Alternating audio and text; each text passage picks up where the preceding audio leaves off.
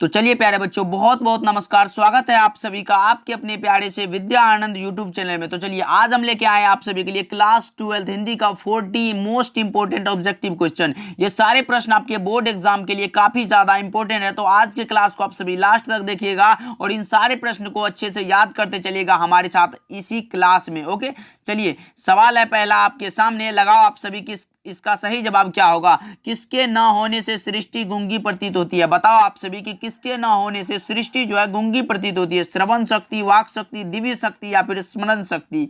तो क्या होगा इसका करेक्ट जवाब? तो इसका सही जवाब हो जाएगा वाक शक्ति के न होने से यह समस्त सृष्टि गूंगी प्रतीत होती है। तो option number B right answer हो जाएगा। हमारे साथ आज क्लास में ही सारे प्रश्न को अच्छे से याद करते चलिएगा। देखिए दूसरा नंबर सवाल आपके सामने है, कौन सा उपन्यास बालकृष्ण भट्ट द्वारा रचित है? बताओ आप सभी। मैला आंचल, गोदान, 100 जान 100 जान या फिर अंतराल? तो ऑप्शन नंबर सी सही लग रहा है। 100 जान 100 जान यह बालकृष्ण भट्ट की रचना है। अच्छे से याद कर लीजिएगा और यह एक प्रकार का उपन्यास है बालकृष्ण भट्ट द्वारा रचित। ओके, चलिए तीसरे नंबर सवाल की ओर बढ़ते हैं कि कौन सी रचना बालकृष्ण भट्ट द्वारा रचित नहीं है? यहाँ नहीं दिया गया है। स्टूडेंट कभी कभी देखना भूल जाते हो कि कौन सी रचना बालकृष्ण भट्ट द्वारा रचित है कि नहीं है। अच्छे से पढ़ा करो क्वेश्चन को और लगाओ सही जवाब इसका क्या होगा। तो ये पद्मावती, वेणी संहार, मेघदूतम, मेघनाथ वध। ऑप्शन ए, बी और डी ये तो भाई इनकी रचना है, बट ये मेघदूतम ऑप्शन नंबर सी में जो है मेघदूतम यह इनकी रचना नहीं है। तो option number C right answer हो जाएगा। लगा लो आप सभी। चलिए अगले प्रश्न की ओर बढ़ते हैं। देखिए चौथा नंबर सवाल आपके सामने है कि उसने कहा था कहानी कब लिखी गई थी? प्रथम विश्व युद्ध से पहले, प्रथम विश्व युद्ध के तुरंत बाद, द्वितीय विश्व युद्ध के बाद या फिर इनमें से कोई नहीं? क्या होगा इसका करेक्ट जवाब? बताओ आप सभी फटाफट से। फोर्थ का सही जवाब क्या होगा?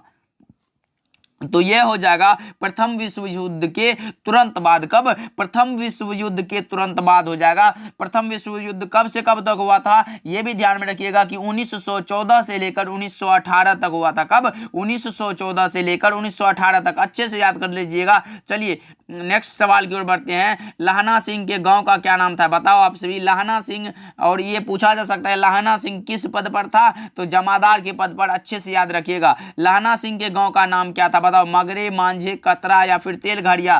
5 का जवाब हो जाएगा मांझे। क्या? मांझे। Option number B right answer हो जाएगा। एंड चलिए अगले प्रश्न की ओर बढ़ते हैं। अभी तक क्लास को आप सभी लाइक नहीं किए हो तो यहाँ देखो, please like share and subscribe. अपने दोस्तों के पास भी है, इस क्लास को फटाफट से शेयर कर दो जिससे उसका भी कुछ फायदा हो जाएगा। चलिए अगले प्रश्न की ओर बढ़ते हैं कि लहना सिंह किस पद पर था? मैंने बताया था कि ये क्वेश्चन पूछा जा सकता है कि लहना सिंह किस पद पर था। तो जमादार के पद पर। देखो ऑप्शन नंबर सी में दिया गया है, जमादार के पद पर था लहना सिंह। अच्छे से याद कर लीजिएगा। चलिए नेक्स्ट सवाल की ओर बढ़ते हैं भाई। हिंदी 100 मार्क्स के लिए, हिंदी को भी कम मत आंकना, ये भी 100 मार्क्स देके जाता है। 100 मार्क्स के लिए ये होता है। पुरानी हिंदी किसकी रचना है? तो यह रचना है चंद्रधर शर्मा गुलेरी जी की। किसकी? चंद्रधर शर्मा गुलेरी जी की। और इनकी रचना उसने कहा था बुद्धू का कांटा। ये अच्छे से ध्यान में रखिएगा। ओके, चलिए ऑप्शन नंबर डी लगा लो आप सभी। देखिए संपूर्ण क्रांति क्या है? बताओ आप सभी। संपूर्ण क्रांति के लेखक हैं हमारे जयप्रकाश नारायण जी। और यह क्या है? बताओ। निबंध है, भाषण है, कहानी है या फिर इनमें से कोई नहीं? तो यह एक प्रकार का भाषण है। अच्छे से ध्यान में रखिएगा कि संपूर्ण क्रांति वाला पाठ जो है यह भाषण है। और किसके द्वारा लिखित है? जयप्रकाश नारायण के द्वारा। अच्छे से याद कर लीजिएगा, लोकनायक जयप्रकाश नारायण के द्वारा। देखिए जयप्रकाश नारायण को भारत रत्न की उपाधि कब दी गई थी? 1990 में, 1998 में, 1978 में या फिर 1974 ईस्वी में? तो यह दी गई थी 1998 ईस्वी में जयप्रकाश नारायण को भारत रत्न की उपाधि। तो option number B right answer हो जाएगा। लगा लो आप सभी। ओके, चलिए जयप्रकाश नारायण के पिताजी का क्या नाम था? बताओ आप सभी। जयप्रकाश नारायण जी के पिता का नाम क्या था? बताओ। दीनदयाल, हर्षुदयाल, रामदयाल या फिर सर्वेश दयाल? तो बताओ ऑप्शन नंबर बी सही होने वाला है, हर्षुदयाल। क्या? हर्षुदयाल सही हो जाएगा। Option number B right answer हो जाएगा। चलिए अगले प्रश्न की ओर बढ़ते हैं कि प्रजा सोशलिस्ट पार्टी का गठन कब हुआ था? बताओ आप सभी। प्रजा सोशलिस्ट पार्टी का गठन कब हुआ था? तो यह हुआ था 1952 ईस्वी में प्रजा सोशलिस्ट पार्टी का गठन। अच्छे से ध्यान में रखिएगा कि प्रजा सोशलिस्ट पार्टी का गठन 1952 ईस्वी में हुआ था। अच्छे से ध्यान में रखिएगा। चलिए अगले प्रश्न की ओर बढ़ते हैं। दिनकर जी का जन्म किस जिले में हुआ था? बिहार के किस जिले में हुआ था? दिनकर जी बिहार राज्य के हैं। बताओ आप सभी, दिनकर जी का जन्म बिहार के किस जिले में हुआ था? तो यह हुआ था Simaria Begusarai Bihar. Simaria Begusarai Bihar, option number B सही जवाब होने वाला है, सिमरिया बेगूसराय बिहार। ओके, चलिए लगाओ आप सभी। बुद्ध और महावीर ने नारियों को कौन सा अधिकार दिया है? बुद्ध और महावीर ने नारियों को अधिकार दिया है भिक्षुणी होने का। Option number B right answer हो जाएगा। ओके, चलिए फटाफट से हमारे साथ चैट में आंसर लगाते चलिएगा एंड अच्छे से याद करते चलिएगा। निम्नलिखित में कौन सी रचना दिनकर जी की नहीं है? नहीं है बताओ। उर्वशी तो है, रश्मिरथी भी है और कुरुक्षेत्र भी है, लेकिन जूठन नहीं है। Option number C right answer हो जाएगा। जूठन ओम प्रकाश वाल्मीकि की रचना है। ओके, चलिए अगले प्रश्न की ओर बढ़ते हैं कि रोज पाठ क्या है? बताओ आप सभी, रोज जो पाठ है यह एक प्रकार का कहानी है। तो अच्छे से ध्यान में रखिएगा कि रोज पाठ यह एक प्रकार का क्या कहानी हो जाएगा। ऑप्शन नंबर बी सही जवाब हो जाएगा। और इनके लेखक हैं सच्चिदानंद हीरानंद वात्स्यायन अज्ञे जी। अच्छे से याद कर लो आप सभी की सच्चिदानंद हीरानंद वात्स्यायन अज्ञे जी हैं, रोज पाठ के लेखक हैं। चलिए नेक्स्ट सवाल की ओर बढ़ते हैं। 16 नंबर सवाल आपके सामने है। अज्ञे जी मूलतः क्या थे? बताओ, निबंधकार, उपन्यासकार, कहानीकार या फिर व्यंग्यकार? तो मैंने बताया कि अज्ञे जी कहानीकार हैं। उनकी कहानी का नाम है रोज और यह एक प्रकार का कहानी है। तो ऑप्शन नंबर सी लगा लो, अज्ञे जी मूलतः कहानीकार है। चलिए 17 नंबर सवाल आपके सामने है, लगाओ। अज्ञे जी की पहली कविता कब प्रकाशित हुई थी? बताओ आप सभी, अज्ञे जी की पहली कविता कब प्रकाशित हुई थी? 1920 में, 1924 में, 1928 में या फिर 1932 में? तो मैं बता दूं, अज्ञे जी की पहली कविता कहानी प्रकाशित हुई थी 1924 ईस्वी में। कब? 1924 ईस्वी में। और दिनकर जी की पहली कविता जो है पत्रिका प्रकाशित हुई थी 1925 ईस्वी में। यह भी ध्यान में रखिएगा। ओके, चलिए नेक्स्ट सवाल की ओर बढ़ते हैं कि मालती महेश्वर की संतान का क्या नाम है? बताओ आपसे, मालती महेश्वर की संतान का क्या नाम है? तो यह नाम है टीटी। क्या? टीटी हो जाएगा। ऑप्शन नंबर सी लगा लो, सही जवाब हो जाएगा। चलिए नेक्स्ट सवाल की ओर बढ़ते हैं कि एक लेख और एक पत्र के रचनाकार कौन है? बताएंगे आप सभी कि एक लेख और एक पत्र के रचनाकार हैं कौन? Bhagat Singh. Option number C right answer हो जाएगा। भगत सिंह जी एक लेख और एक पत्र के रचनाकार है। 19 का सही जवाब ऑप्शन नंबर सी सही जवाब हो जाएगा। देखिए भगत सिंह किस उम्र में क्रांतिकारी गतिविधियों में शामिल हुए थे? बताओ आप सभी, भगत सिंह जी किस उम्र में क्रांतिकारी गतिविधियों में शामिल हुए थे? 20 का सही जवाब हो जाएगा। 12 ईयर्स। ऑप्शन नंबर बी सही जवाब हो जाएगा। 12 वर्ष की अवस्था में भगत सिंह ने क्रांतिकारी गतिविधियों में शामिल हुए थे। चलिए नेक्स्ट सवाल की ओर बढ़ते हैं। आपके सामने है, लगाओ क्या होगा इसका करेक्ट जवाब? की कुलवीर सिंह और कुलतार सिंह, ये तो इनके भाई लगते थे, भाई। Option number C right answer हो जाएगा।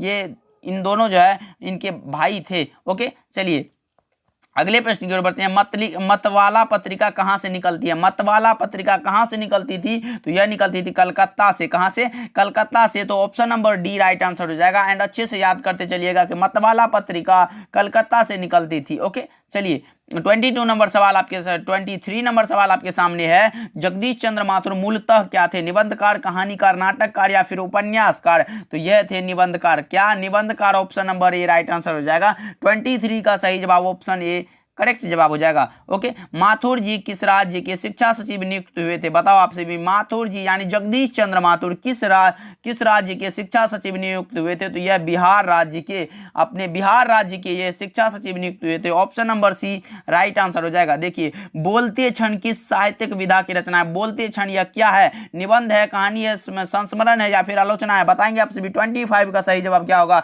तो यह एक प्रकार का निबंध है। अच्छे से याद कर लो आप सभी कि बोलते क्षण यह एक प्रकार का निबंध है।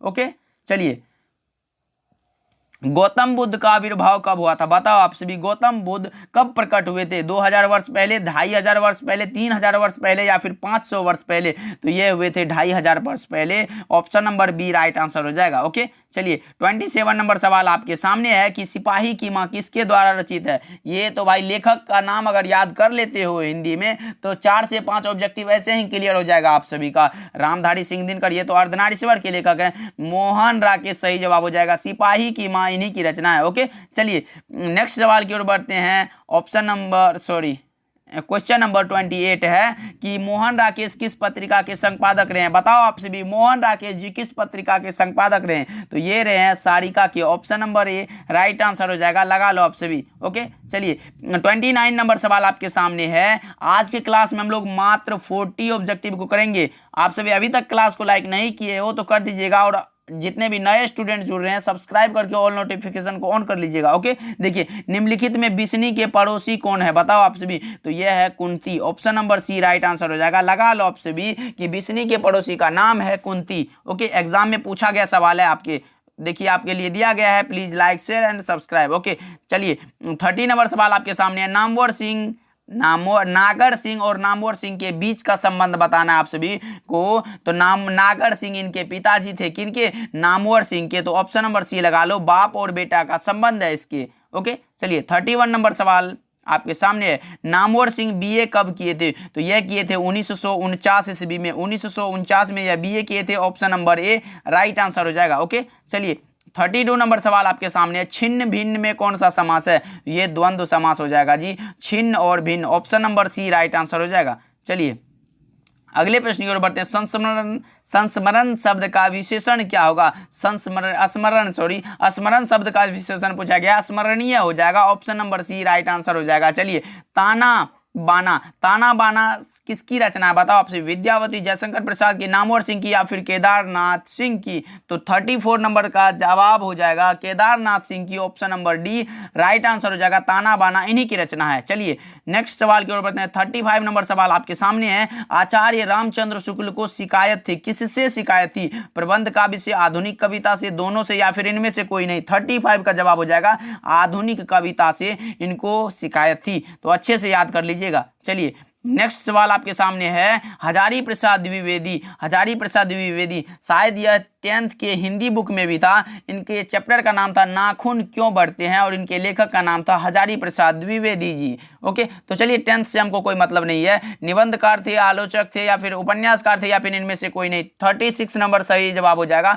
ये सभी थे। तो निबंधकार, आलोचक और उपन्यासकार ये सभी थे। तो ऑप्शन नंबर डी लगा लो, अच्छे से याद कर लो। नामवर सिंह की मृत्यु कहाँ हुई थी? बताओ आप सभी, नामवर सिंह की मृत्यु कहाँ हुई थी? दिल्ली में ही हुई थी। तो ऑप्शन नंबर ए सही जवाब हो जाएगा। नामवर सिंह की मृत्यु दिल्ली में हुई थी। चलिए अगले प्रश्न की ओर बढ़ते हैं। अब और नहीं क्या है? अब और नहीं यह क्या है? बताओ आप सभी। आत्मकथा, कहानी संग्रह, कविता संकलन, या फिर आलोचना? 38 का सही जवाब हो जाएगा कविता संकलन है। Option number C right answer हो जाएगा। चलिए नेक्स्ट सवाल की ओर बढ़ते हैं कि उदय प्रकाश का जन्म कब हुआ था? लगाएंगे आप सभी। उदय प्रकाश का जन्म कब हुआ था? 1 जनवरी 1935, 30 जून 1950, 1 जनवरी 1952, या फिर 12 मई 1895? तो इसका सही जवाब हो जाएगा 1 जनवरी 1952। 1 जनवरी 1952 सही जवाब हो जाएगा, लगा लो आप सभी। चलिए 40 नंबर एंड लास्ट सवाल है आपके सामने कि उदय प्रकाश जी के पिता का क्या नाम था? प्रेम कुमार सिंह, राम स्वारथ प्रसाद,